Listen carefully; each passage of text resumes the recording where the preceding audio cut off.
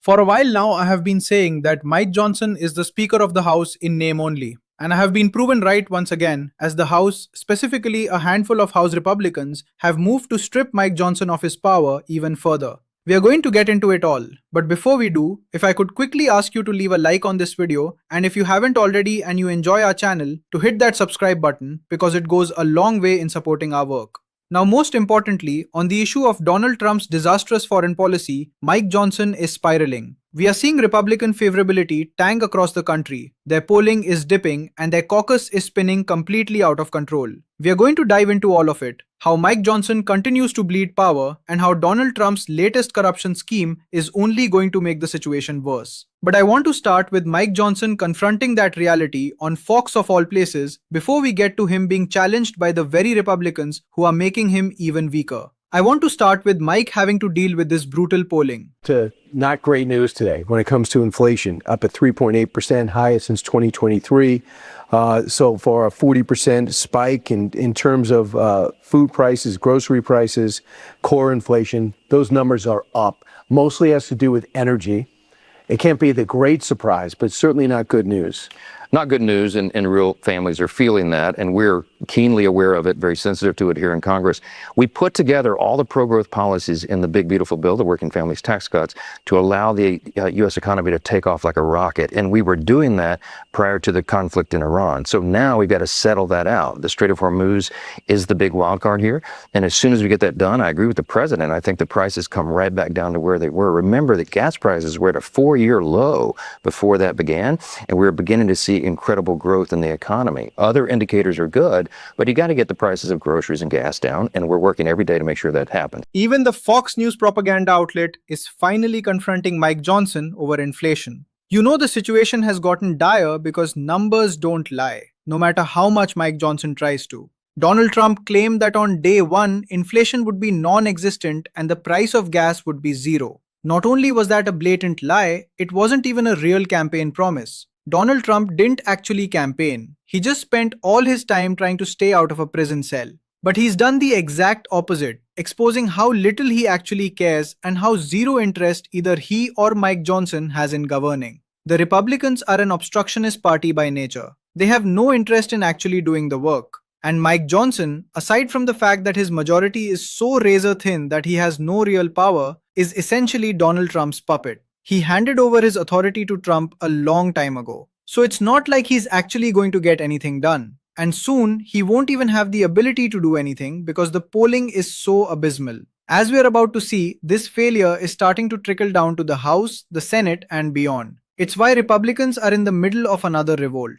But it starts with polling that shows Republicans should be running as fast as they can away from Mike Johnson if they want any hope of political survival. Just moments ago, a new brutal report on wholesale inflation, way worse than expected. You can see that's the month-to-month increase at 1.4%. That was much more than was expected on an annualized basis. It's at 6%. Jesus. This after consumer inflation just surged to the highest level in 3 years, with us now CNN chief data analyst Harry Etten. So we've been talking about inflation. We've been talking about the president's approval on it, which is not good. Our new poll shows that people are very unhappy with the economy, with inflation, with his handling of inflation.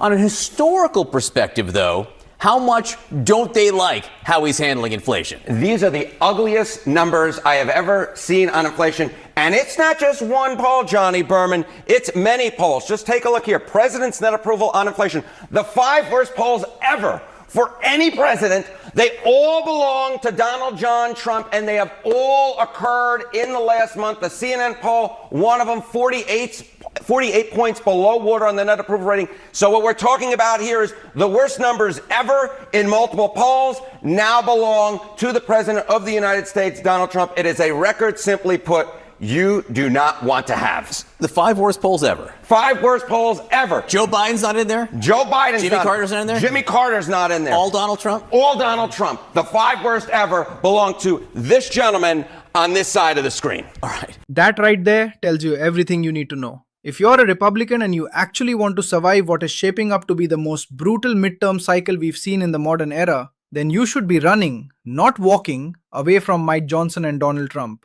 You shouldn't be embracing a single thing they're doing, especially on foreign policy, where Donald Trump is the primary cause of the chaos in our economy. For the longest time, political communication strategists have claimed that Americans, broadly speaking, don't care about foreign policy. But right now, our foreign policy is absolutely trashing our domestic policy. It's affecting our wallets and our lives. So maybe it's finally time to start caring. And that's exactly what these Republicans are signaling with their latest vote to strip away even more of Mike Johnson's power. Democrats bypass Mike Johnson on Ukraine aid with GOP help. House Democrats on Wednesday secured the necessary signatures to bypass Speaker Mike Johnson and force a vote on a package of Russia sanctions and billions of dollars in Ukraine aid. Why it matters.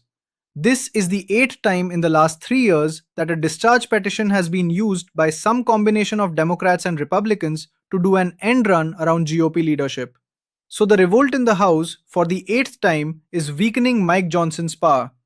Just in the 119th Congress, lawmakers have succeeded in garnering the necessary 218 signatures to force votes on a half-dozen bills covering everything from proxy voting in the House to releasing the Epstein files to extending the Affordable Care Act tax credits. Now they will get a vote on supporting Ukraine and its war with Russia, though likely not until after Memorial Day. Driving the news. The Ukraine discharge petition, introduced by House Foreign Affairs Committee ranking member Gregory Meeks, reached 218 signatures on Wednesday after Representative Kevin Kiley, an independent from California, who's really a Republican, signed on. The petition was signed by all 215 Democrats in the House, along with Representatives Brian Fitzpatrick and Don Bacon, both staunch Ukraine supporters. Recent Ukrainian gains have created an opportunity for peace, but the collapse of the recent ceasefire shows that leverage is needed for diplomacy to succeed, Kiley said in a statement. Now, aside from the fact that this is a direct shot across the bow, proving that Mike Johnson is becoming less powerful by the day, it's also a massive signal on the topic of foreign policy. But perhaps more important than anything else, it's a stark reminder that Russia is the one succeeding as long as Donald Trump continues to lose a war we never needed to start. Let's call it what it is, a war of aggression on our part, fought against Iran on behalf of Israel. This conflict has been a massive gift to Russia. It's allowed them to sell energy, oil and natural gas, to profit massively, raking in billions of dollars. They are using that money to restructure their military capabilities during this current pause in fighting. This is what Donald Trump has permitted, a total destabilization of the global order that only benefits Putin and Netanyahu. Two men who, let's be honest, likely have some serious blackmail on Donald Trump via the Jeffrey Epstein files. I'm just putting that out there. But for Mike Johnson, this is a total humiliation. Another discharge petition showing just how little authority he actually commands in the House. Another revolt from Republicans who are flat out saying that Mike Johnson cannot and should not be doing this job. If this chaos continues, what message does that send heading into the midterms? Especially when Donald Trump is fixated on what? A ballroom. And it's not just about spending billions of dollars, it's about him siphoning that money for himself. That is the reporting Chris Hayes is breaking right now. Donald Trump's latest corruption scheme that hasn't received nearly enough attention. Trust me, this is going to gut Mike Johnson and the Republicans once again when November rolls around. Good evening from New York. I'm Chris Hayes. It is hard, dear viewer, to keep track of the very, very long list of shady deals and no-bid contracts and outright corrupt crypto schemes that have been the hallmark of the presidency of Donald Trump, particularly this second version of it. But I ask you tonight to pay attention to the one that he appears to be about to pull off, because it's got to be the greatest heist in American history. A direct transfer of billions of your taxpayer dollars directly into the bank account and the pockets of Donald Trump, all dressed up as a settlement of a lawsuit in which Donald Trump is both the plaintiff and also the defendant. It would be a maneuver that could nearly triple his net worth. It is flying under the radar as Trump landed in China today with great fanfare with a delegation of, oh, look, billionaires and family members in tow. The chosen MAGA elites looking for overseas deals. All of this happening as the Trump administration is literally making your life harder and more expensive with wars and terrorists. But none of that has stopped Trump from trying to get his hands on more of your money. The New York Times, citing 3 people familiar, reports that in the coming days, Trump's Department of Justice may pay out $10 billion or more to Donald Trump to settle his lawsuit against the IRS. Trump filed that suit back in January, saying the agency should have done more to prevent the leak of his tax returns during the 2020 presidential campaign.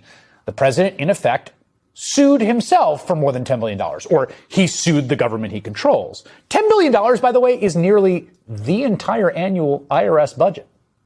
And those dollars, if paid out, would come from the U.S. Treasury, which he also oversees. Now, this is so novel, I don't really know how you characterize it legally. Like, we're out past the frontier.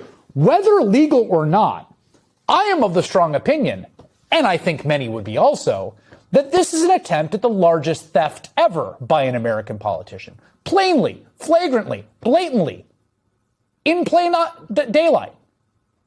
It is a conflict of interest so enormous, the term itself, conflict of interest, hardly begins to capture what's happening. In fact, get this. Last month, a federal judge in the case, a woman named Kathleen Williams, she's the federal judge who's been assigned this lawsuit, right? She gave Trump's private lawyers and the government's attorneys, right? Because it's Trump's lawyers and the DOJ attorneys that he controls. She gave them until May 20th to come back and explain how the case isn't a scam to enrich Trump. She's like, wait a second. The Constitution requires cases or controversies, but I don't see one here. She writes, although President Trump avers he is bringing this lawsuit in his personal capacity, he is a sitting president, and his named adversaries are entities whose decisions are subject to his direction. She added, this raises questions here over whether the parties, Donald Trump and Donald Trump, are truly antagonistic to each other. They would have to be antagonistic to each other for this to actually be a case or controversy as defined by the U.S. Constitution. What the judge is saying is like, I don't think this is actually a real case. It can't be you're on both sides. So the lawyers have one more week to file briefs that would convince the judge to let Trump's $10 billion lawsuit continue. But today, sources tell the Times, quote, White House and Justice Department officials have in recent days been exploring ways to potentially settle the suit before that deadline. Essentially find a settlement that would be agreeable to the plaintiff and the defendant, Donald Trump, and shovel tons of cash over to him in return for him dropping the suit. The mob has a word for that. Shakedown. Mike Johnson is flailing, and things are only about to get worse. Donald Trump is practically making the case himself for why we need more checks and balances on this administration through Congress. The problem is, Congress is too busy checking itself, or at least checking Mike Johnson. But we need a Congress that actually goes after Donald Trump, his blatant corruption, and the fact that he's blowing billions on a ballroom while siphoning billions more for himself. We are going to continue to expose that on this show every single day, no matter how late it gets. I'm recording this right now, and I'll be honest with you, it is 3 in the morning here in LA because I've got an early flight tomorrow. But I wanted to make absolutely sure I was covering the news that was going to matter while I'm up in the air. I will always put in that work for y'all. I can promise you that. Rain, shine, sleep or no sleep, it doesn't matter. We are going to be covering it all. If you want to support this mission, as always, hit that subscribe button. Keep on fighting, y'all. Don't let them silence you. And until next time, I'm Liam Prescott and I'll see you in the next one.